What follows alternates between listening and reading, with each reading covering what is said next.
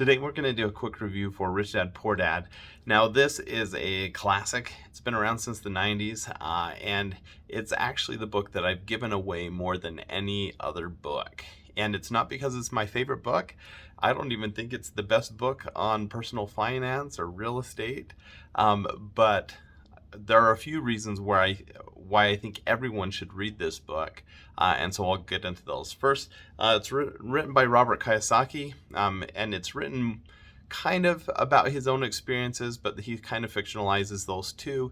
He tells a story about his rich dad and his poor dad. One's his actual dad, one's kind of a mentor that he had growing up in Hawaii, and he definitely embellishes on his own experiences, but the way that he sets that up as being mentored by these two men, it's fantastic, and he's such a good storyteller. And so he sneaks all this financial advice into the book, but does it in a way that's really palatable. And so when I taught fifth grade, I read this with my students. As a college professor, I go through parts of this with my students, and I give this away to a lot of my students. I've read it with my own children at home for story time at night. I just think that the principles taught in here, some of them are really good. So the whole idea of the cash flow quadrant and the difference between assets and liabilities, and just some of the basics of money management.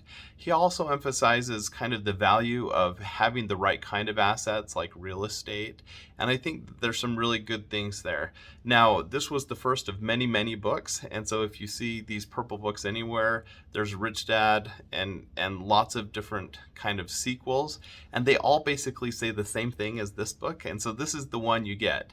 It's not a real tactical. There aren't any like direct advice or strategies that you'll get from this book. This is more of a mindset book, and I think that's why it made such a difference in my life. I read it when I was 20, 30 years ago when I was a student, and it helped me think about money differently. I came from a different money mindset growing up, and I hadn't thought about how money could work for me. And so this is a book that really helped me to change that mindset, and it's led to a lot of success for me personally. And so I really like what I read in this, and I reread it every year or two. Usually now I listen to it as I'm traveling, but it's just a fantastic book, and it works for almost any age, and so I think that's really awesome.